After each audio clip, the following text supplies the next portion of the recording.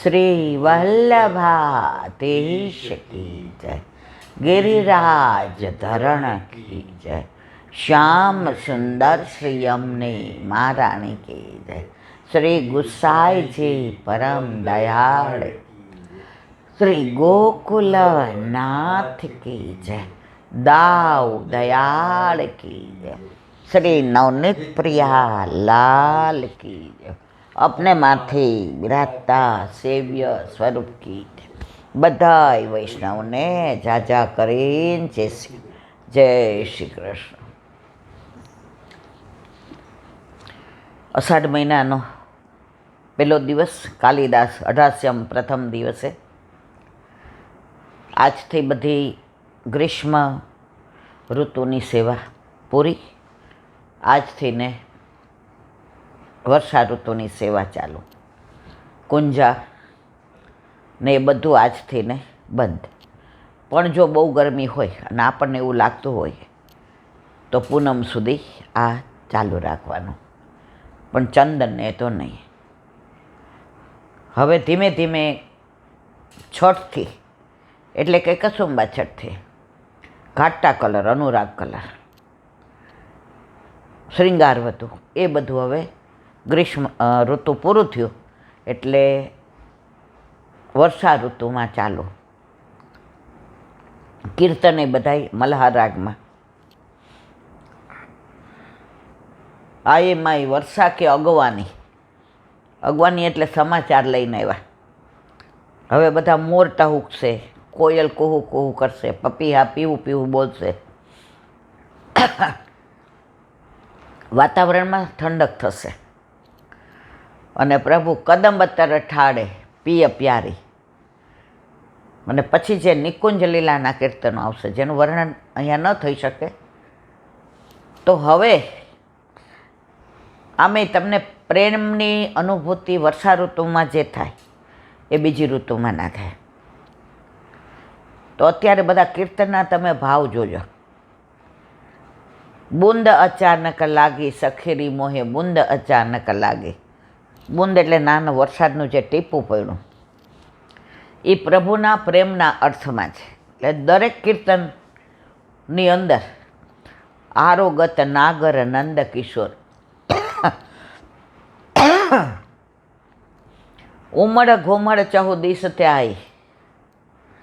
છેલ્લું છે ચત્રભુજદાસ પાતર લે ભાજે સઘન કુંજ કી ઓર. એટલે વરસાદ આવ્યો, બાર મજાના આરોગતા હતા, આનંદ કરતા હતા. હવે વરસાદની બહુછાર ચાલુ થઈ.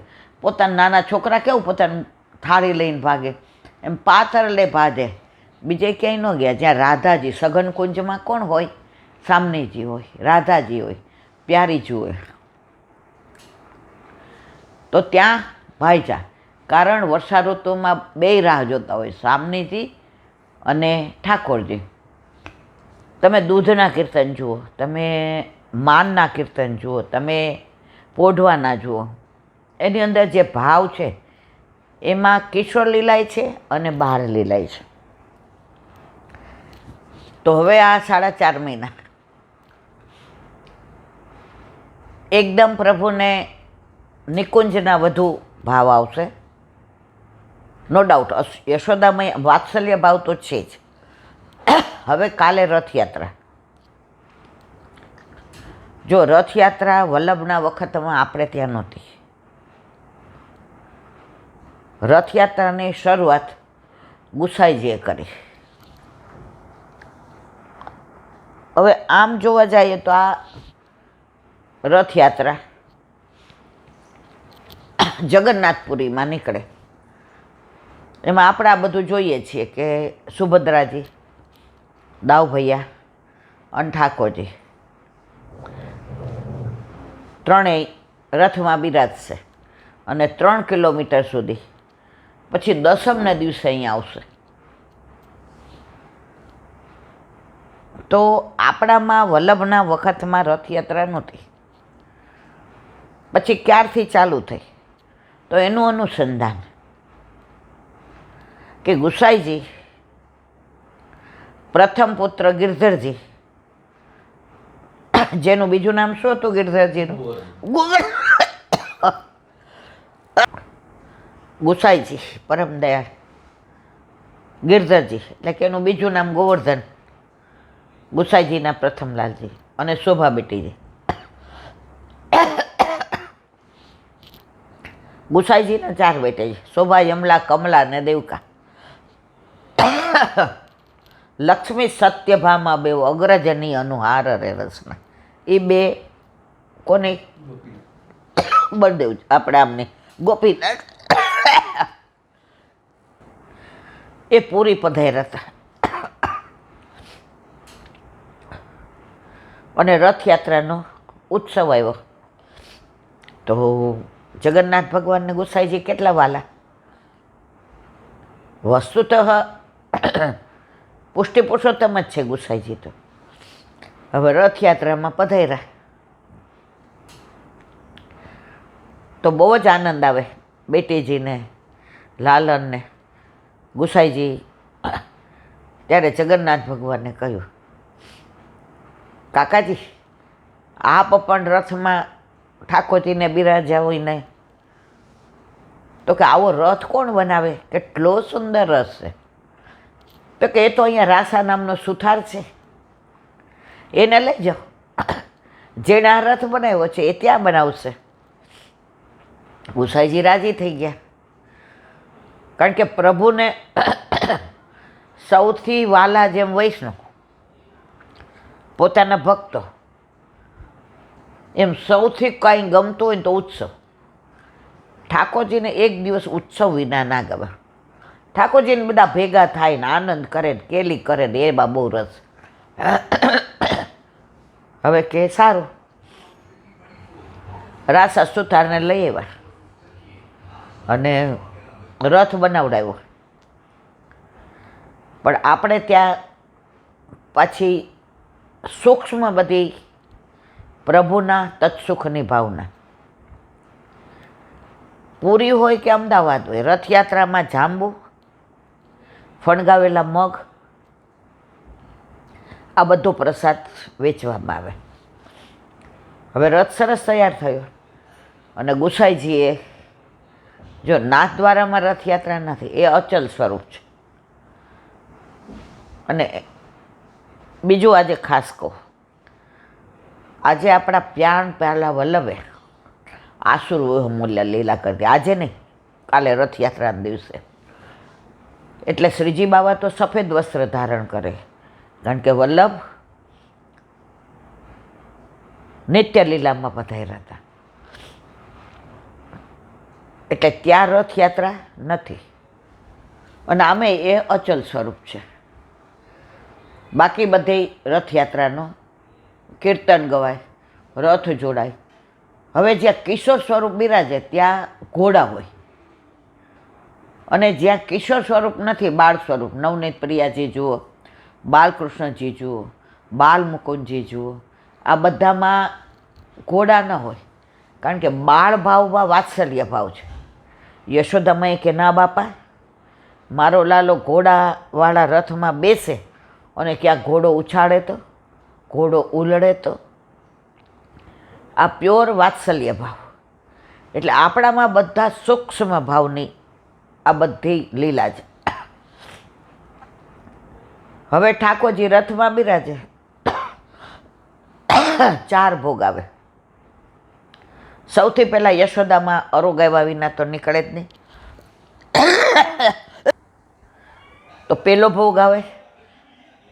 બીજો વ્રજવાસીઓના ભાવથી, ત્રીજો સખીઓ અને સખાના ભાવથી, અને ચોથો સામને જે નિકુંજના ભાવથી. ખાસ કાલે ફણગાવેલા મગ અને જાંબુ. આપણામાં તો ઘણું લખ્યું છે કે ચારોલીના લાડુ ને બીના, કોપરાના ને, પણ યથા દેહે તથા દેવે.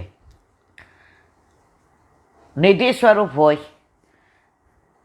કે શ્રીનાથજીમાં હોય, ત્યાં બધી રીત. આપણે ગૃહસ્થી છે, આપણા ઘરે જલગરી આપણે, મુખિયાજી આપણે, સેવક આપણે, એટલે આપણાથી યથા દેહે તથા દેવે બને એટલું કરવાનું.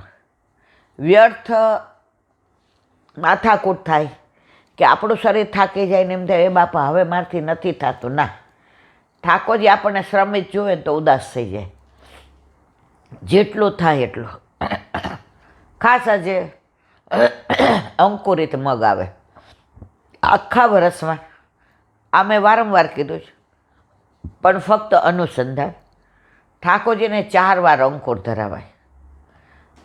2 સામનેજીના ભાવથી ને ધારણ કરે નિકુંજ લીલા, અને 2 યશોદામાના ભાવથી ને અરોગે. હવે આમ જોવા જઈએ તો 3 નવરાત્રિ, આજે પાછી અષાઢ મહિનાની નવરાત્રિ ચાલુ થઈ. મેં કીધું ને ઠાકોરજીને ઉત્સવ અતિ પ્રિય છે. તો કારતક, માગસર, પોષ ને મા મહિનામાં શું આવે? વસંત પંચમી. તો એમાં બધાય અંકુર હોય ને એનો કુંભ તૈયાર કરે. આપણે ખજૂરનો ને આંબાનો ને આસોપાલવનો ને કુંદનો ને એ બધું અંદર પધરાવે. કયા? અંકુર. અને એને લાલ કપડું બાંધીને એને ભોગ ધરે, એને ધૂપ દીપ કરે. તો આ જે વસંત પંચમીના અંકુરને લીલા છે એ સામનેજીના ભાવને, એ નિકુંજ લીલા છે એ સામનેજીના ભાવથી ઠાકોરજી ધારણ કરે. પછી આવ્યો ફાગણ, ચૈત્ર. ચૈત્રમાં આવે ગુડી પડવો. ચૈત્ર સુદ એકમ, એ દિવસે કહેવાય ગુડી પડવો. એ દિવસે ઠાકોરજીને કોમળ લીમડાના પાન અને મિશ્રી અને ઇલાયચી આ ધરવામાં આવે. એ ઠાકોરજી આરોગે. કોના ભાવથી? યશોદાજીના ભાવથી. ના, હા, યશોદાજીના ભાવથી, 12 ભાવથી, મૈયાના ભાવથી ને. પછી આવ્યો વૈશાખ, જેઠ અને અષાઢ. હવે અષાઢી બીજે ઠાકોરજી ફણગાવેલા મગ, અંકુરિત મગ અરોગે. કોના ભાવથી? યશોદાજીના ભાવથી. આપણે જાણીએ છીએ કે ગઈકાલે ઠાકોરજીને નેત્ર ઉપર પાટા આવી જાય, ઠાકોરજીની આંખો ઉઠી હતી. આ એક વૈષ્ણવની ભાવના છે. જો ઘણા વૈષ્ણવ પોતે આ ભાવના કોઈ વ્રજવાસી કહે તો હું તમારી પાસે વ્યક્ત કરું. મારી પાસે મારી કાંઈ ભાવના હોય નહીં, કારણ કે હું હજી એ તબક્કે પહોંચી નથી.